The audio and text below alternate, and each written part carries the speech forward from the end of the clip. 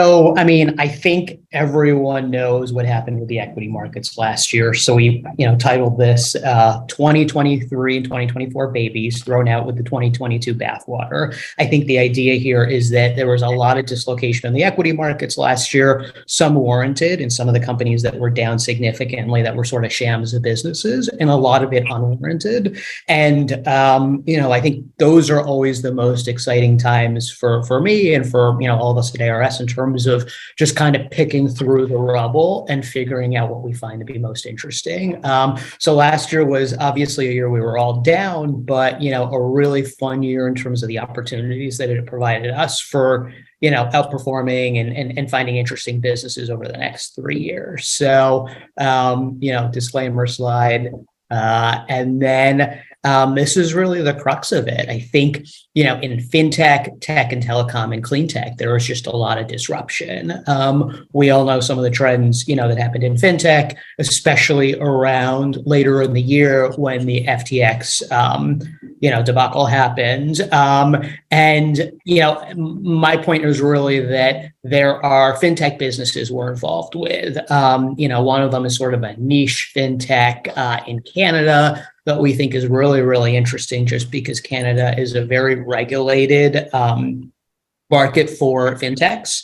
And so, it's hard for, so SoFi, for example, tried to, get into the Canadian market. It just turned out to be so much regulation for a small opportunity for somebody like them. So to find niche players in a market like this, we think is really interesting because it takes a good 2 to 3 years to surpass all the regulatory barriers and hurdles. The business we're invested in is sort of a fintech super app for millennials, learning how to save, spend, kind of a Square Cash type app. But then they also own a piece of a crypto exchange. And the interesting thing here is this is the only regulated crypto exchange in Canada.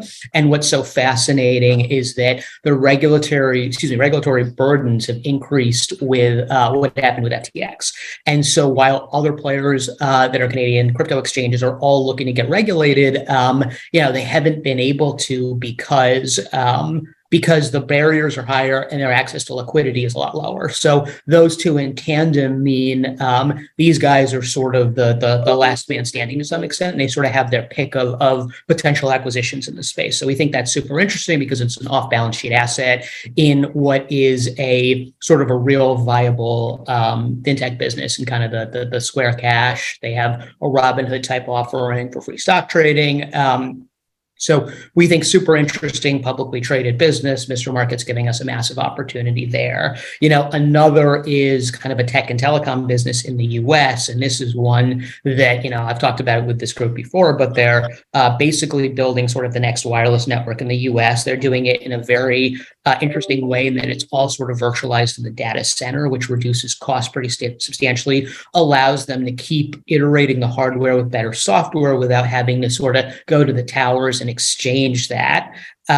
So I think exchange the hardware and the software in the tower. So we think it's a super interesting business model. We think it's going to be the lowest cost carrier in the US that's really going to disrupt. And the stock's just gotten crushed because of the leverage, because of the execution risk. And we think, again, fascinating business, great upside, both companies founder led. In the former, the founder owns about 10% of the equity, the two founders. In the second, he has about 75% economic interest in the business. So, very, very incentivized to make this work. And the first one, once they get some of these nascent businesses up and running, when people actually value the off-balance sheet assets, we think there is 8 to 10x upside. And the second one, just looking at the valuations of the other wireless carriers in the US, there's potentially 10x upside in a very, very large cap company. And then the third I wanted to mention is in the clean tech space. So I think we all know what's happening with clean tech trends and decarbonization. IRA, I think, is going to be a huge sort of benefactor to a lot of the best clean tech businesses in the US. There was a lot of disruption again in kind of the higher multiples of these businesses in which they traded last year and the way the multiples have contracted. So I think you were to ask me what I think would be the best positioned sector for 2023 and 24, I really think it's fintech. Excuse me, I really think it's clean tech, just because, people haven't really realized yet the massive subsidies that are going to come through IRA and the businesses that they're going to help. And so one of the businesses that we own makes the trackers, which are basically the large steel objects that are behind large utility scale solar panels. And it allows the panel to effectively move with the sun based on the time of day to maximize efficiency of the panels. I talked about this last summer when we were at one of these 361 events, when we were talking about kind of the regulatory changes in utility scale solar with the Department of Commerce investigation and Chinese solar panels. So what's interesting here is that that's penalized a lot of these stocks. Some of them have come back. Nextracker, which just IPO'd last week, is also a great business and has really kind of increased sort of notability of the sector. But the point here is that you have these tracker companies that are in utility scale solar, which is now at cost parity with legacy energy in terms of building effectively similar cost structure per kilowatt hour to power plants. And so the value here is just that, you have some of these businesses still trading based on higher steel costs, higher freight costs, and kind of the market meltdown last year. This particular business normalized will do 60, 70 cents in earnings, and the stock's at $3 right now. So, as you kind of have more money coming into these builds, 30% potential revenue growth, they're really earning their cost of capital. And one thing I would say is that solar was an industry 8 to 10 years ago I never would have looked at, because the Chinese companies were just coming in here and sort of destroying all returns. I think you have a lot more protection. I shouldn't say protectionism, because that's obviously has a negative connotation, but you have kind of a US industry that's now being protected a lot better. And that keeps kind of the irrational Chinese competition out in some of these businesses like trackers. And it really allows the US companies to earn above their cost of capital. So that's what we're seeing here. And we're kind of picking away at these businesses at, again, 5 times normalized earnings power, like I list in the fourth bullet on the right column. So I think that's another space that we think there's just huge opportunity. So for us, picked over fintech, bottoms up, where we find great opportunities, tech and telecom disruption, and really clean tech over the next couple of years, just given huge huge opportunities, I think, from IRA and the value that subsidies bring. So I would leave it at that, and then answer any questions if there are any. So we threw out, you guys have definitely different styles, you and Stephen Burke. You go right for the meat, for the red meat. In and out. No, you went right, you go into it. So what do people think of questions or comments? Samir.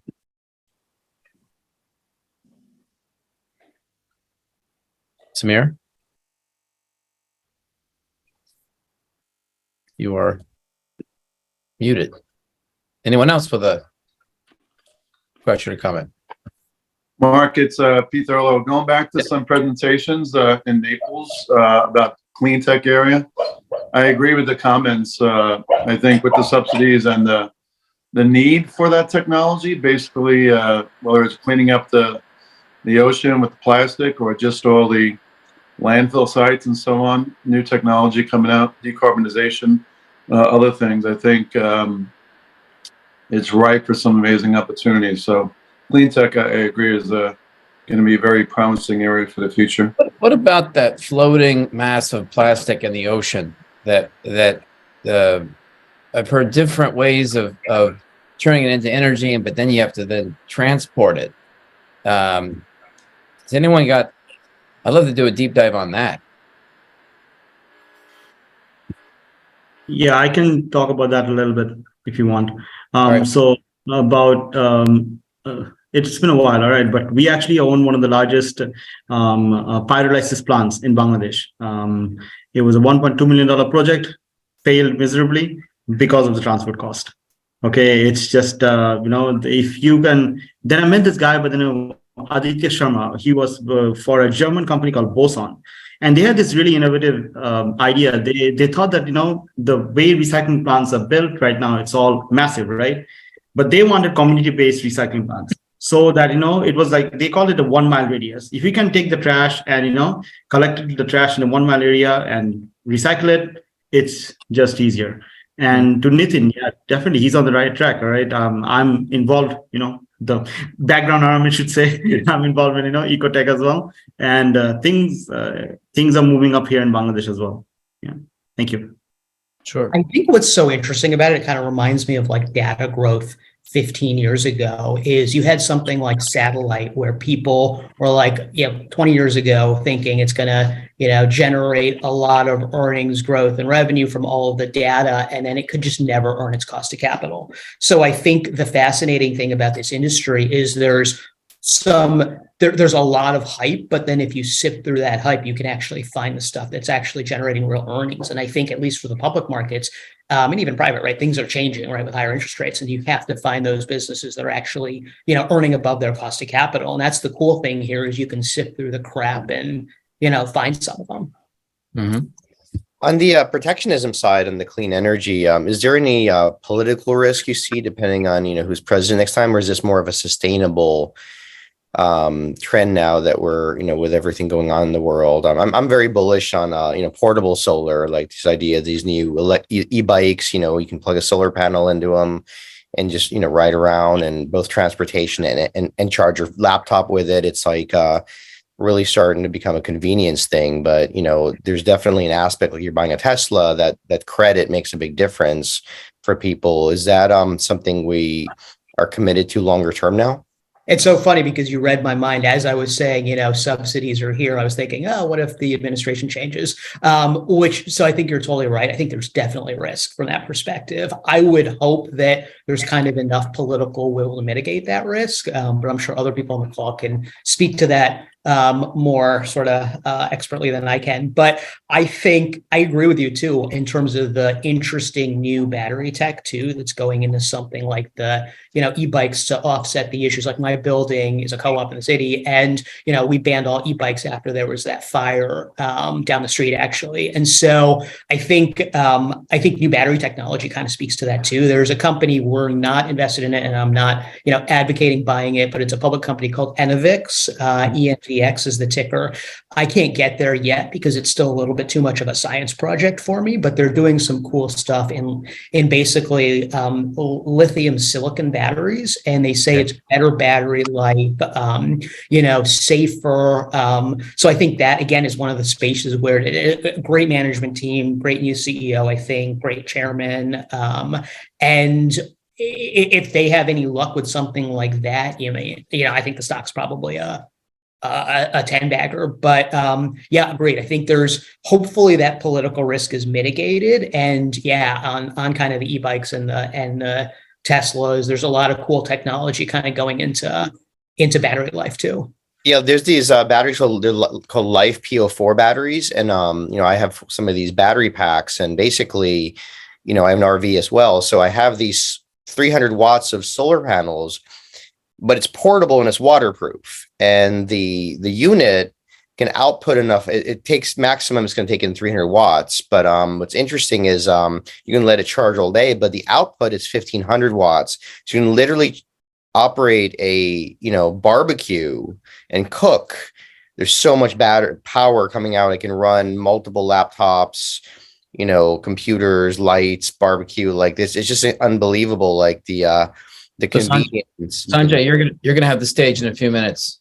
We'll pause for a moment. I know, Jewel, I just want to, on the screen, we're going to talk about a lot of this on the 22nd, 23rd in New York, roundtables, panels. So, sign up and join.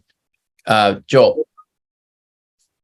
Yeah, a couple things. So, in the bike industry with electric bikes, there are always cheap bikes, and there are always going to be people that are selling subpar batteries that are going to cause these fires. And I think that's going to affect how people look at e-bikes. So that kind of needs to be cleaned up. The other thing I'm thinking with clean energy, just the scale and the geographic space we need for solar panels and windmills seems massive for us to get the kind of power that cheap coal offers us. So I'm just wondering, where is nuclear in all this? Oh, And but there's a new technologies coming out of nuclear. I was reading. that's So what I'm bringing up. Yeah. So I just feel like the way forward, I've been skeptical of nuclear, but I feel like there needs to be this merging of new nuclear technology and plants that can actually be completed and clean tech. I mean, I feel like administrations coming in will be looking at this and they'll be maybe figuring out a way to thread the needle between these two technologies, because there's never going to be a perfect system. Yep. And we need to draw from things that are the cleanest and the best opportunity for the most for effective. So, Sorry. Joel, there are reactors been developed that use spent nuclear fuel, that use nuclear fuels that don't have 10,000-year half-lives, that work under low pressure, they don't explode. There's small modular reactors being developed for ships. There's a lot of new technology in the space, and of course, they all realize that without safety as part of the program, it's never going to happen. So there's a lot going on in that space. And AI is making a big impact on this, just like rocketry and vaccines over the past couple of years. I've seen, you can say we've had multi-decade research projects done in under a year. We're starting to see that happening in nuclear now as well. Samir had I mean, the other thing is there's other batteries. We talk about battery technologies, chemical batteries, Mark, that we uncovered when we were in Russia. Lithium fluoride that lasts 6 times longer than lithium ion. We even scratched the surface. And one other point, we talk about banning the e-bikes in New York, but I agree 100%. There's a lot of difference between $100, $1,000 bike on Amazon and a Reese Mule or a Gazelle bike. So, one of the problems is we can't come around with these blanket bans on these technologies. We need them for the future. So Samir, you had your hand up and down. You want to say something? Yeah. Yeah. All right. So hopefully you guys can hear me now. My mic didn't work in the other iteration, but so I guess a question for Nitin, first of all, around solar, before we get to everything else. Well, one is, I'm starting to see a big uptick in solar manufacturing from India, Vietnam, and other Asian countries, right? So do you see that as a potential offset to China now that there's a lot more pushback on, I guess, receiving solar panels and other such technology, any kind of manufactured technology from China at this point? Yeah, I mean, we hope so, right? I think there is manufacturing going on now in the U.S., and I think that department. So, talking to the solar tracker and the utilities about it, last year when we kind of did the 361 presentation around the Department of Commerce investigation on Chinese solar panels and what they were doing to, move production outside of China into Malaysia and to circumvent tariffs. I think that spurred a lot of these guys. They were saying they were starting to look at India for more manufacturing of panels. Their take was they just needed to make sure the quality control was there because they hadn't really looked at kind of a new country, not zeroing in on any specific country and quality control, but just making sure that if they were going to new suppliers, they needed time to just ensure that the quality was there. So I think they're definitely buying more from India, other Asian countries. And then I think you're seeing a lot of US production. SIA, the Solar Industry Association, they did something late last year where they just basically did an estimate. I think it's probably on their website, but they did an estimate of just sort of the production that's going to come into the U.S. And they said between, India, U.S., and I think they had a couple other countries on there, that it'll basically offset all of the panels coming from, the Uyghur region with the UFLPA, and then the other areas that the Chinese are circumventing tariffs with. So, hopefully, yeah. I mean, to your point, long answer to totally agree with you. I think it's India and I think it's U.S. production that actually is spurred also by IRA. Thank you. And one more question, I guess, or comment on the reason is we do a lot of clean tech, so solar is one part of that. The Intersolar conference is going on in Anaheim, California right now, so we're talking to a number of manufacturers out of India and helping them get set up with manufacturing. So both out of Canada as well as India, as part of the BIL, right, the bipartisan infrastructure law. And to your point, there's a lot of federal money flowing into bringing U.S. manufacturing back. So we see that as an opportunity, right? That first of all, there's a lot of willing and able sort of manufacturers outside.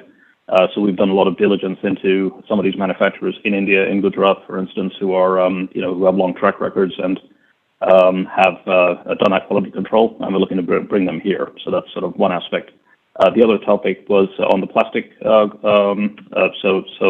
Joel, your point about solar and the space it takes, you're right on. So what we do is we actually do a lot of work on built-up buildings, right? So rooftop solar. So that's a huge opportunity that we see where we did about 30 million of that last year, building it on rooftops in California, because whenever you have a built-up area, whether it's commercial buildings, residential, you don't need any ag land, you don't need any of the big space that utility farms take. So we see that as a huge investment opportunity going forward. Number 3, plastic garbage patch. The specific plans that we've been making around that have been that there are other pyrolysis technologies that, as have been pointed out, can turn plastic into various useful things, including things like diesel directly on site. Now, the U.S. Navy, we've been working with them. They're doing RFPs for force projection out in the Pacific for fairly obvious reasons right now. They're actually looking for in-ocean fuel sites. Now, the plastic garbage patch is actually international territory, which makes it problematic, right? It's not part of U.S. Coastal waters. But the possibility of creating floating fuel plants, which consume the plastic, and so then potentially you solve many different issues without the transportation cost.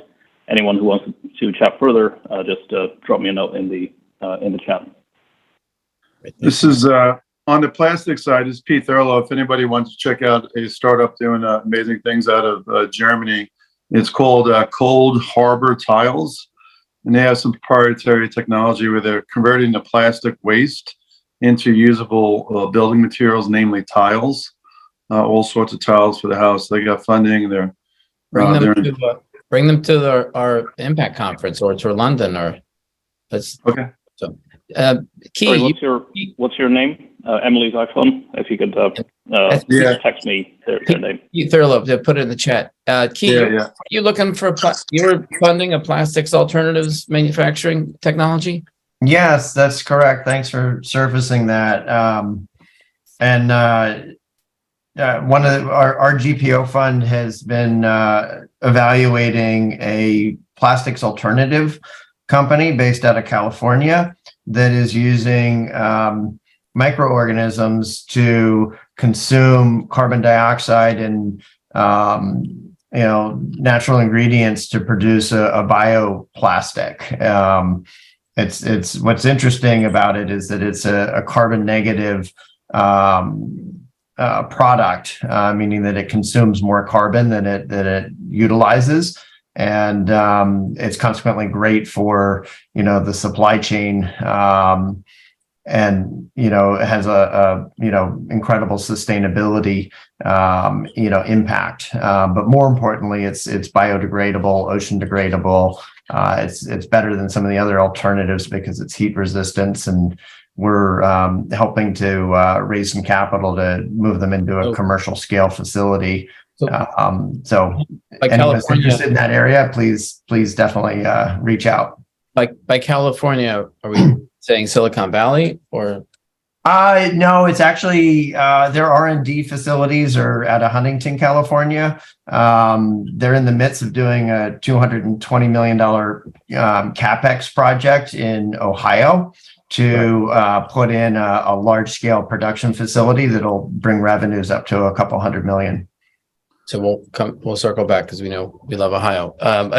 Indeed, we're going to be in Silicon Valley and Seattle, 2 innovation centers that are going through transformations. You had a question or a comment, Walter? Yeah, so our fund has invested in a company called Algenesis, which does something similar to what I just heard, but with foam. And they're actually making tennis shoes. A company called Blue View is using this foam, which is a biodegradable foam. Now, we invested, of course, in the technology itself so that it can be licensed to many applications. But if you guys are interested in knowing more about that, it's based out of out of the Universities of California in San Diego, UCSD. So Southern California, but just a little bit further south from Silicon Valley. No, it's good to Hey, know. Mark, can I give you one Yep. more? You- So you company can- at Northern, You can if we can host at your offices. yeah, you got it. I have to check in that today. I think it's a smaller office. That's why it may It not looks, budge. it looks small, but go ahead. Yeah, but if you don't mind small, we can do it. The company Northern California has got $8 million in funding. Not the best name, but I've been on outside IP council called Nut Jobs. They're taking there's 1 billion pounds of almond and other nut waste in California, Okay. and they're using proprietary technology to convert it to biodegradable products in many different areas. So, bright company for the future. Nut job. Okay. Well, we're going to transition. Any last comments on, I guess you kicked it off talking about disruptive tech, and it's, any last, put a bow on this one before we move into generative AI? Mark, I'll just quickly say, I think Nitin hit something really critical, which is, the IRA bill has an incredible amount of stimulus in it. And I think people, here to date have kind of discounted the, amount of attention that it's going to move. And I do think it's an exciting area. And certainly from an investment thesis I applaud it. Well, we heard from Kevin O'Leary, who visited us in our Miami event, that there's still that all that capital was approved is still going through their bureaucratic processes to be, implemented. Actually, looking at Eddie Vonderpart. But it's kind of like COVID stimulus. It's an awesome impact. It's kind of invisible and behind the scenes, but boy, do you, in hindsight, you can look back and point to it. Yeah. Wanda, you have a last question, comment? I'd like to take this opportunity and ask Nitin a question about the staple of the green technology, Tesla. So a lot has been written about Tesla, and Cathy Woods just took a big position in Tesla. What's your thinking about the future of Tesla?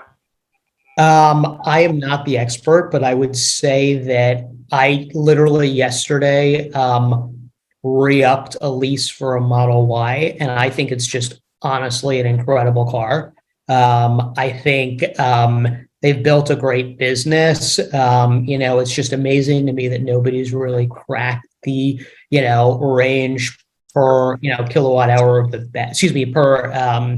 MAH of the battery. And so I just think and even the software updates that they're rolling out to the cars are actually improving the range of the batteries, right? Improving the efficiency of the batteries. So I think it's a great company. I think it's great technology. I think it's a great brand. For me personally, value, as I've said in a lot of these events over the last couple of years, valuation really matters. So I can't really get my arms around the stock. But obviously I use the product weekly, and I think it's a phenomenal car, and I think he's changed the world. For me, that doesn't necessarily mean making money, but yeah, I mean, I obviously love the product. The last thing I would say, Mark, because you were asking about just sort of last few words, I think some people on here know that we, aside from sort of the fund we have, we raise SPVs and our best ideas. So to the extent that's of interest to people,